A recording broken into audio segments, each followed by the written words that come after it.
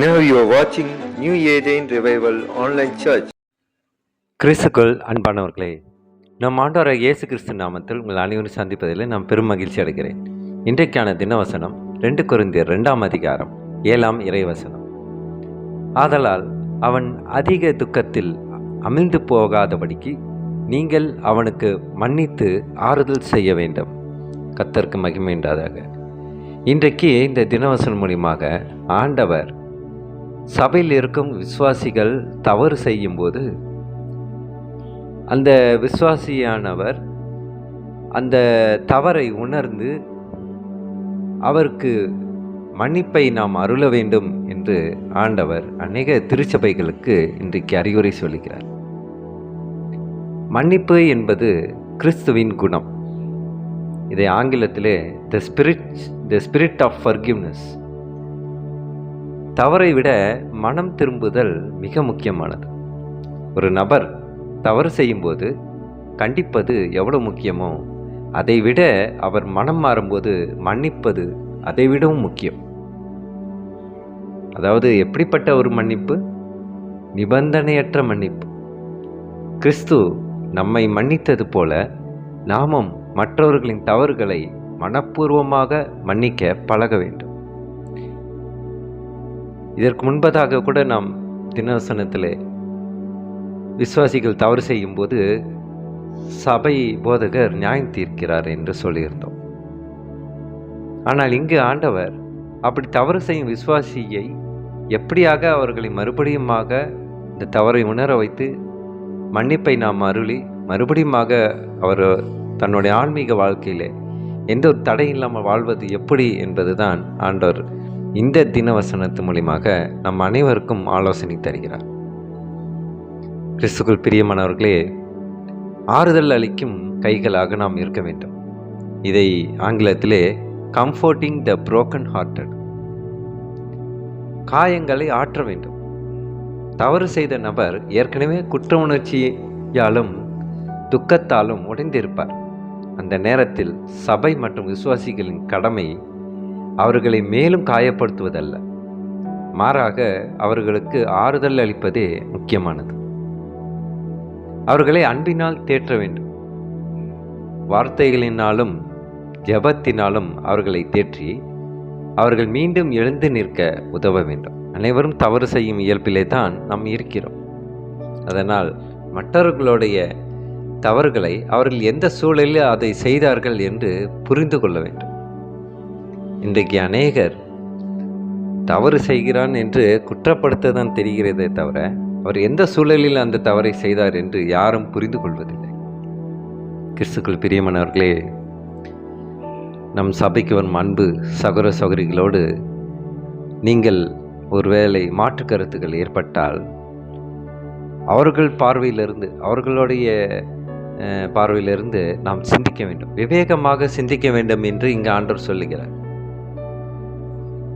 அதிக துக்கத்திலிருந்து பாதுகாத்தல், preventing excessive sorrow. மனசோர்வுக்கு இடம் கொடாதிருங்கள். ஒருவரை தொடர்ந்து நாம் குற்றப்படுத்தி கொண்டே இருந்தால் அவர் அதிக துக்கத்திலே, அதாவது எக்ஸசிவ் சாரோ என்று சொல்வார்கள், மூழ்கி விசுவாசத்தை விட்டே பின்வாங்கி போக வாய்ப்பாக இருக்கும். அவர்கள் விசுவாசத்தை விட்டு பின்மாற்றம் அடைந்து விடுவார்கள். அதற்கான பழி அந்த சபையை தான் சாரும். ஒவ்வொரு ஆன்மாவையும் பாதுகாப்பது சபையோட முக்கியமான நோக்கம். மறுவாழ்வு அளிக்கும் சபையாக இருக்க வேண்டும். இப்போ உள்ள சபைகள் அனைத்துமே எப்படி மாற வேண்டும் என்றால் மறுவாழ்வு அளிக்கும் சபைகள். தவறாக இருந்தால் அந்த தவறை திருத்தி கொண்டு அவர்களை மன்னித்து மறுபடியுமாக அவர்களை ஆண்டவருக்குள்ளே வளர்க்க வேண்டும். இதற்காக தான் ஒவ்வொரு சபையும் உருவாகி கொண்டு இருக்கிறது. புறக்கணிப்பு அல்ல, அரவணைப்பதே சபை. சபை என்பது தண்டிக்கும் நீதிமன்றம் அல்ல, அது காயப்பட்டவர்களை குணமாக்கும் மருத்துவமனை போல. தவறு செய்தவர்களை புறக்கணிக்காமல் கிறிஸ்துவின் அன்பிற்குள் மீண்டும் அரவணைக்க வேண்டும். நாம் சபையை நடத்தும் ஒவ்வொருவருமே ஆண்டவராகிய இயேசு கிறிஸ்துவின் சுபாவத்தை பிரதிபலிக்க வேண்டும். ஒருவேளை இந்த சபை சூழலில் நம்ம ஆண்டவராகிய இயேசு கிறிஸ்து இருந்தால் என்ன செய்திருப்பார்? அப்படி நினைத்தால் நாம் ஒருவரையும் தண்டிக்க மாட்டோம். கிறிஸ்துக்குள் பிரியமானவர்களே, இன்றைக்கு இந்த தினவசனம் மூலியமாக ஆண்டவர் நமக்கு ஒரு நல்ல ஞானத்தை தருகிறார். கர்த்தருக்கு மகிமை உண்டாதாக. இங்கே நடைமுறை வாழ்க்கையில் நம்ம ஒரு பாடத்தை கற்றுக்கொள்கிறோம். நமது பார்வையை மாற்ற வேண்டும் என்று ஆண்டவர் சொல்கிறார். மற்றவர்களின் தவறுகளை சுட்டி காட்டுவதை விட அவர்கள் மனம் திரும்பும் போது அவர்களுக்கு மன்னிப்பையும் ஆறுதலையும் தரும் நல்ல இருதயத்தை நாம் கொண்டிருக்க வேண்டும். இன்றைய தீர்மானம்தான் என்ன? இன்று உங்களை காயப்படுத்திய அல்லது தவறு செய்துவிட்டு வருந்தும் ஒரு நபரை மனதார மன்னித்து அவர்களுக்கு ஆறுதலான ஒரு வார்த்தையை கூற தீர்மானம் எடுங்கள். கிறிஸ்துக்குள் பிரியமானவர்களே, நாம் அனைவருமே தவறு செய்யும் இயல்பு உள்ளதனால் ஆண்டவர் சொல்லுகிறார், அனைவரையும் மன்னிக்க கற்றுக்கொள்ளுங்கள். அவர்களை மன்னிப்பதினாலே நாம் ஒன்றும் குறைவுபடுவதில்லை. நமக்கு இரட்டிப்பான ஆசீர்வாதத்தை ஆண்டவர் தருகிறார். இப்போ நாம் ஜெபிப்போம். கர்த்தாவை துதிக்கிறோம் எங்கள் அன்பு நேசரே. அப்பா, இந்த 2 கொரிந்தியர் 2ஆம் அதிகாரம் 7ஆம் வசனத்தில் சொல்லப்பட்டது போல துக்கத்தில் அமிழ்ந்து போகாதபடிக்கு அப்பா அனைவரையும் பாதுகாக்க வேண்டும் ஆண்டவரே. அந்த ஞானத்தை சபையில் இருக்கும் விசுவாசிகளுக்கும் போதகர்களுக்கும் நல்ல ஞானத்தை தந்திரமான ஜெபிக்கின்ற கர்த்தாவே.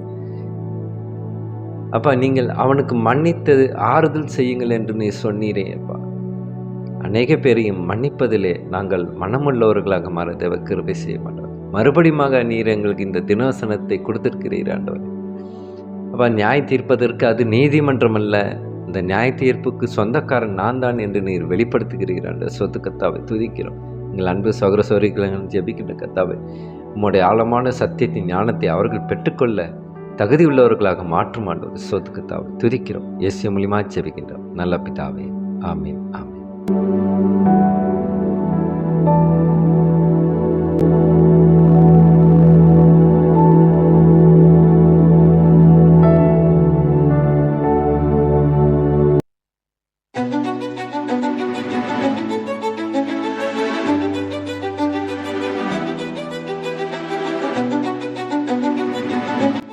Now you are watching New Eden Revival Online Church.